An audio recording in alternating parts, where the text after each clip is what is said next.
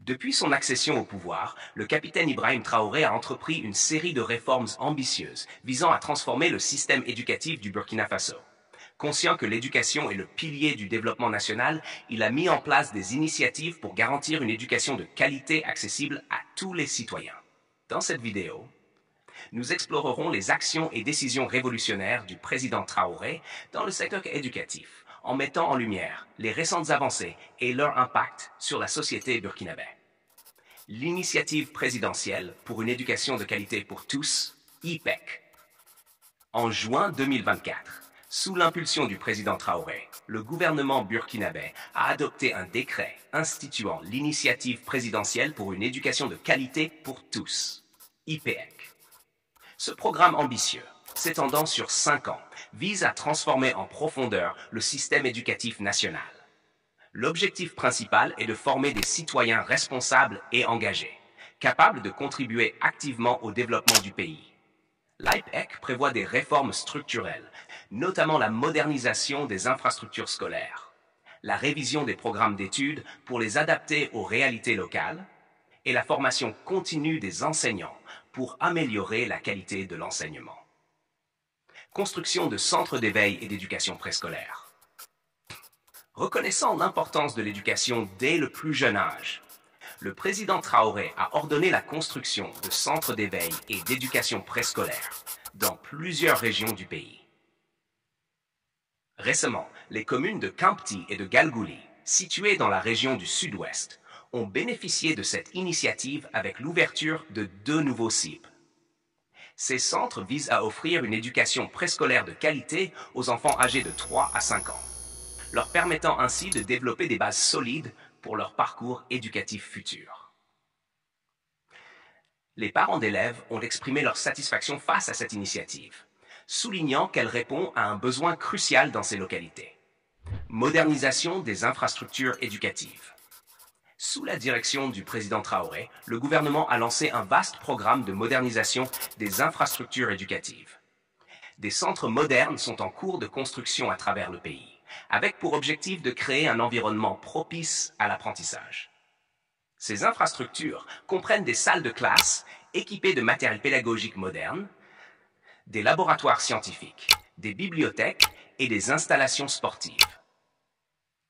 L'ambition est de doter chaque région de structures éducatives répondant aux normes internationales, afin de réduire les disparités entre les zones urbaines et rurales. Valorisation du personnel éducatif. Conscient que la qualité de l'éducation repose en grande partie sur les enseignants, le président Traoré a mis en place des mesures pour valoriser le personnel éducatif.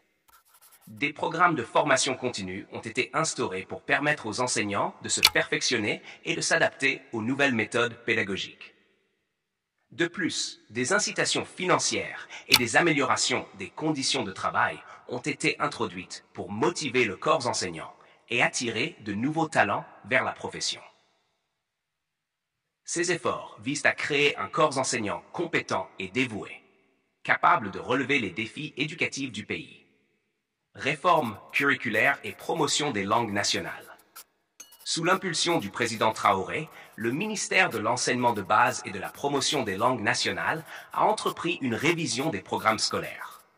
L'objectif est d'adapter le contenu éducatif aux réalités culturelles et socio-économiques du Burkina Faso. Cette réforme inclut l'intégration des langues nationales dans le curriculum, favorisant ainsi une meilleure compréhension et appropriation des connaissances par les élèves. Cette approche vise à renforcer l'identité culturelle tout en améliorant les performances académiques des apprenants. Lutte contre la corruption dans le secteur éducatif. Le président Traoré a également mis l'accent sur la transparence et la bonne gouvernance dans le secteur éducatif. Des mécanismes de contrôle ont été instaurés pour lutter contre la corruption et les malversations financières. L'organe chargé de la mise en œuvre de la vision stratégique de la transition, la CORAG, a été mandaté pour identifier et soumettre à la justice les dossiers de corruption affectant le secteur. Cette démarche vise à assainir le milieu éducatif et à garantir que les ressources allouées à l'éducation soient utilisées de manière efficiente et efficace. Autonomisation des communes dans la gestion éducative. Dans le cadre de la décentralisation, le président Traoré a encouragé l'autonomisation des communes dans la gestion des affaires éducatives. Les autorités locales sont désormais impliquées dans la planification et la mise en œuvre des projets éducatifs, favorisant ainsi une meilleure adéquation entre les besoins spécifiques des communautés et les solutions apportées. Cette approche participative permet une mobilisation accrue des ressources locales et une responsabilisation des acteurs communautaires dans le processus éducatif. Partenariat public-privé pour le développement éducatif. Reconnaissant que le développement du secteur éducatif nécessite une synergie d'efforts, le président Traoré a encouragé les partenariats entre le secteur public et le secteur privé. Ces collaborations visent à mobiliser des ressources supplémentaires pour financer des projets éducatifs, tels que la construction d'écoles, la fourniture de matériel pédagogique et la formation des enseignants. Les entreprises privées sont invitées à investir dans l'amélioration du système éducatif à travers des initiatives de mécénat et des programmes de responsabilité sociale. Cette approche permet de diversifier les sources de financement et d'accélérer la mise en œuvre des réformes éducatives. Réduction des inégalités d'accès à l'éducation. Le président Ibrahim Traoré a également mis un accent particulier sur la réduction des inégalités en matière d'accès à l'éducation. Pour cela, des efforts sont faits pour améliorer la scolarisation des filles, notamment en milieu rural, où les défis sont plus prononcés. Des campagnes de sensibilisation ont été lancées pour encourager l'inscription des filles à l'école et lutter contre les mariages précoces, qui constituent un frein à leur éducation. De plus, des mesures ont été prises pour permettre aux enfants déplacés à cause de l'insécurité d'accéder à l'éducation. Des écoles temporaires ont été mises en place dans les zones d'accueil et des dispositifs d'enseignement à distance ont été développés pour permettre aux élèves affectés par la crise sécuritaire de poursuivre leur scolarité. Distribution gratuite de manuels et fournitures scolaires. Dans sa volonté de garantir une éducation réellement accessible à tous, le président Traoré a initié un programme de distribution gratuite de manuels et de fournitures scolaires aux élèves des écoles publiques. Ce programme vise à alléger le fardeau financier des parents et à assurer que tous les élèves disposent du matériel nécessaire pour apprendre dans de bonnes conditions. Cette mesure est particulièrement bénéfique pour les familles à faible revenu, qui avaient souvent du mal à équiper leurs enfants convenablement pour l'école. Elle contribue également à réduire le taux d'abandon scolaire lié aux difficultés économiques.